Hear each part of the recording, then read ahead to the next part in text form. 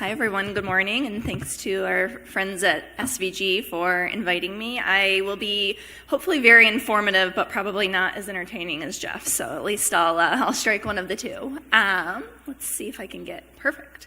So I was asked to just kind of kick off today talking really high level about esports and some of the general trends that we're seeing in the marketplace, and probably most importantly, why this is such an attractive area for everyone in this room and a lot of other folks who are investing and really starting to double down in esports from a business perspective. But before I get into that, or maybe as a good precursor, I figured it might be helpful to just talk a little bit about why Nielsen is in the space. And a lot of you in the room may not even know or have known before this that Nielsen does have a dedicated esports business practice. So we started this business a little over a year ago, and really, I think the way we thought about getting into esports might be helpful for a lot of people in the room who are thinking about doing the same in your businesses, and just kind of us checking the box on why it made sense. So the first thing I wanted to mention is, Nielsen we measure a lot of things. We have a lot of data.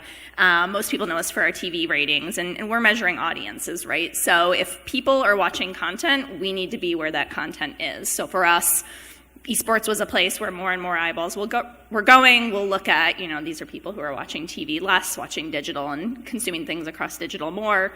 Nielsen knew we needed to be in that space.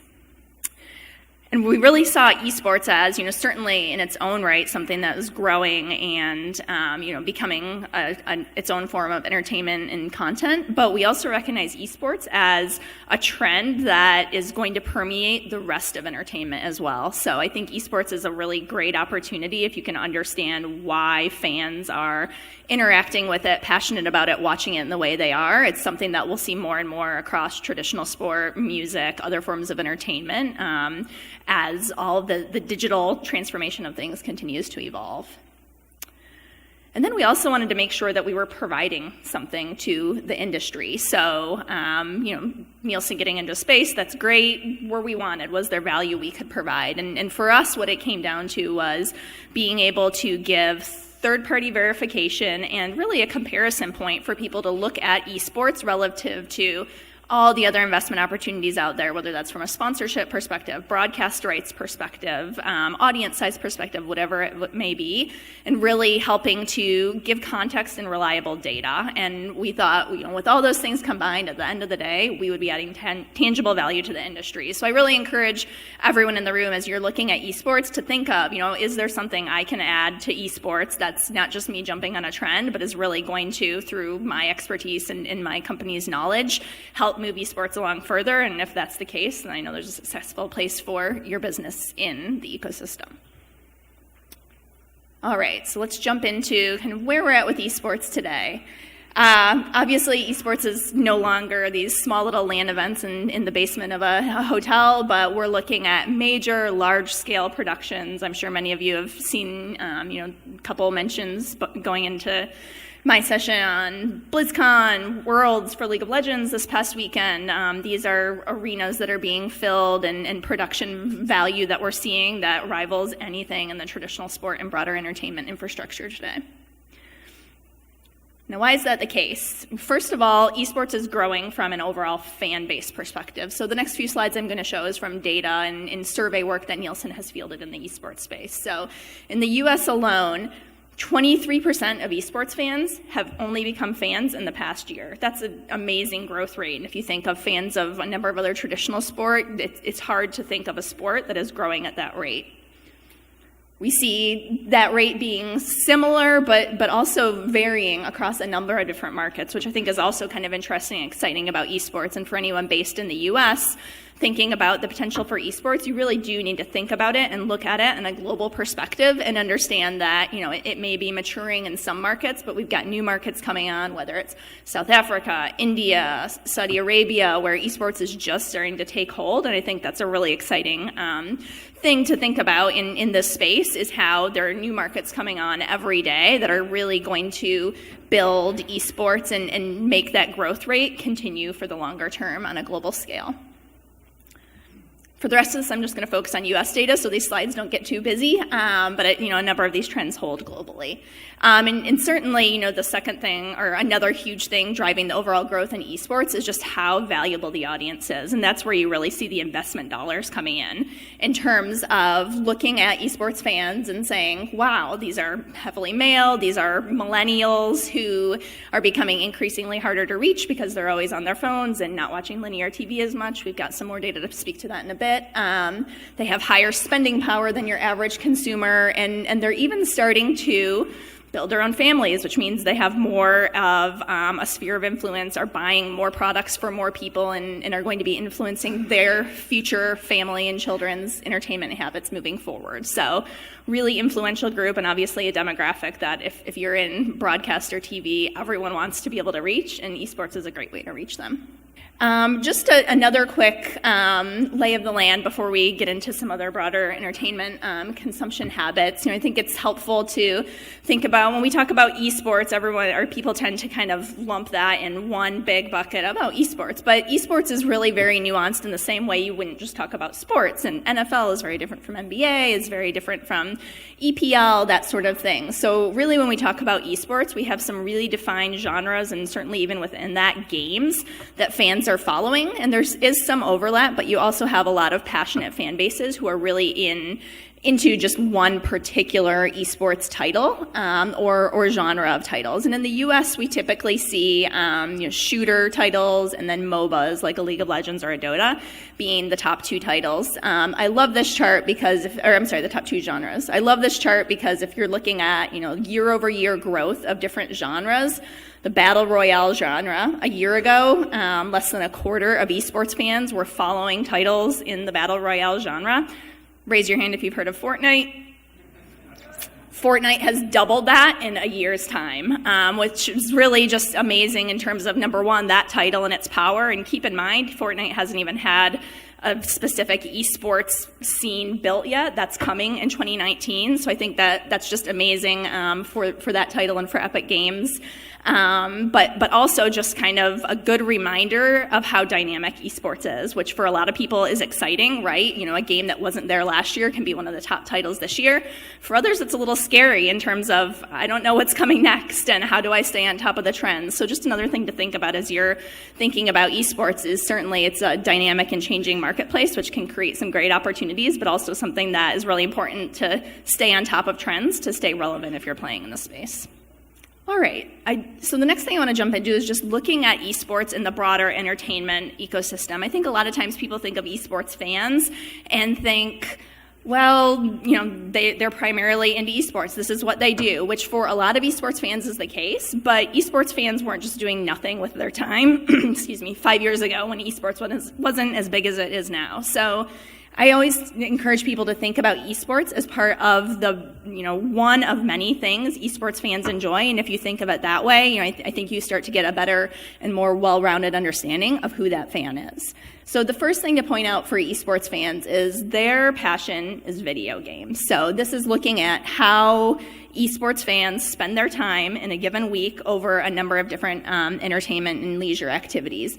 A quarter of their free time is being spent playing video games. So not watching esports, but themselves personally playing games. And when we look at some other data, what we also know is that one of the main reasons esports fans watch esports is because they want to become better gamers themselves. So think about that in terms of, if everyone who watched an NBA game then went out and played a competitive basketball game right after it. That's not the case. But if you think about that, you start to understand the psyche of an esports fan and how they might watch and think about esports differently when they can take the tactics they learn and translate them into their own gameplay situation immediately when they're done watching something.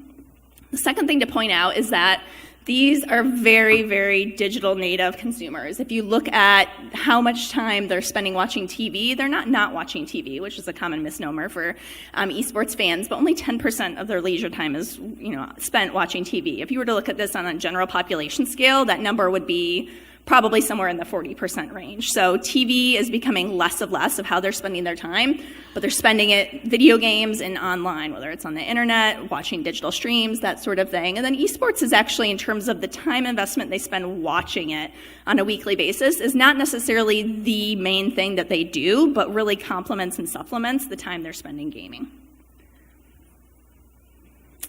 And you can see a similar pattern in terms of when we ask them to rate how passionate they are about different forms of entertainment and entertainment activities. Video games is their jam. That is what they are most passionate about, love, and then esports becomes an effective complement to helping them enjoy that pastime even more. You can see esports fans are more into esports than sports, but they also enjoy music and movies. Again, they are full-on entertainment consumers. They're not just, consuming esports all day, every day. Some are, they're super fans of any type of sport or activity, but they are part of the broader entertainment ecosystem that everyone in this room is already interacting in. When it comes to traditional sport, we definitely see a decent amount of overlap in fandom. So this is looking at the percent of esports fans who follow other traditional sport or other sports, and we see NFL and NBA in particular, two huge sports here in the U.S. Peaking, but then you start to see more of a precipitous drop off on some of the sports that tend to skew older, or definitely kind of seeing some declines in TV rating, that sort of thing. So it's always something else I encourage people to think. Esports fans are not sports fans, but they tend to be more concentrated in a couple of sports. And I think going to this next slide here, they're spending more time with esports than they are traditional sports. So when I talk to people about what the value of the esports fan base is, one of the things I like to encourage them to think about is esports isn't the only thing they're doing, but it's one of the things they care about the most, are most engaged with. And when you think about reaching a fan in a type of entertainment, or while they're interacting with entertainment they're most passionate about, that's where you can really unlock the power of an audience. If they're just kind of slightly into something, or maybe watching a traditional sport game with a friend while also on their phone or something like that, you're not going to get that engagement factor. And if you're a brand, we work with a lot of brands and sponsors in esports, you're not going to necessarily connect with them in the same way you will when they are all in and watching an esports competition and then going and playing that game right after, and remember your brand in the context of something that they really love and are passionate about. So to me, the demographics are great, but even on top of that, it's the engagement you see in the esports fan that is really valuable and is worth kind of finding them and investing in esport. And then finally, I just want to go through a few things, kind of high-level landscape of how and where esports fans are watching content, which I thought was particularly relevant to this audience. So esports, for those who aren't aware, esports is content that is primarily streamed online. You can see less than a third of esports fans in the US have watched esports on TV. Most content is served up on digital channels, and most are watching live, which is another, certainly traditional sports of all the TV programming out there trends more toward live viewership, but we see a very strong preference for esports fans globally to be able to watch competitions live as they're happening, because they feel more engaged, they feel more in tune, they feel more of the community that they can interact with when they're watching as a group on a global scale. YouTube and Twitch, this is where people are watching esports content. People always kind of ask and question on the YouTube side of things. Want to make a very clear distinction. Twitch is where people are most commonly watching esports content live.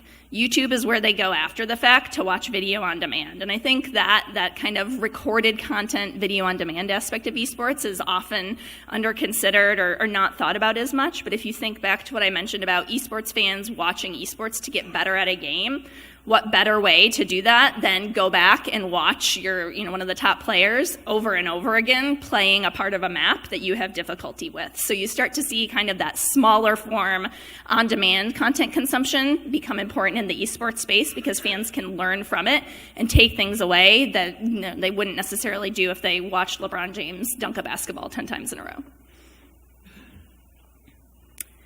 Esports fans are also watching content on computers, but increasingly other devices. So mobile is becoming more and more important in the esports space. You see smartphones year over year becoming a more common platform for people to be watching esports content, which obviously, if you're creating broadcast environments, has some interesting implications for what type of content you produce, camera angles, all that, as well as alternative platforms like gaming consoles. So you see a lot of esports fans who are playing a game while they're watching esports. So if they are a PC gamer, they've got to have something else they're watching the esports competition on if they're gaming at the same time. If they're a console gamer, vice versa. So we start to see more of that dual screen content consumption coming in with esports, and with it, some alternative ways of consuming.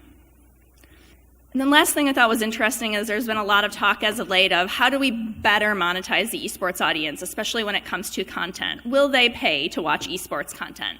And my answer is generally, yeah, if you give them the right content, but for what's out there right now and for how big the fact that esports content has been free in the past has been to support the overall global growth of esports as a type of entertainment, it's an uphill battle. When we asked US fans, their willingness to pay for different forms of esports related content, 1 in 3 outright rejected anything related to paid content. They want to watch esports for free. It's how they're used to it. It's part of the reason they love it. They don't see that changing anytime soon. Beyond that, you start to see some small groups being interested in, ad-free content, which we already see some of on Twitch with their Twitch Prime model, premium content, that sort of thing. But it tends to be smaller pockets of the esports population. So I think that's going to be one really interesting trend to watch. Is I think there's the opportunity for it, but there's going to be a lot of experimentation, I think, in the next few years of how do we find paid content for esports fans to try to monetize them a bit more.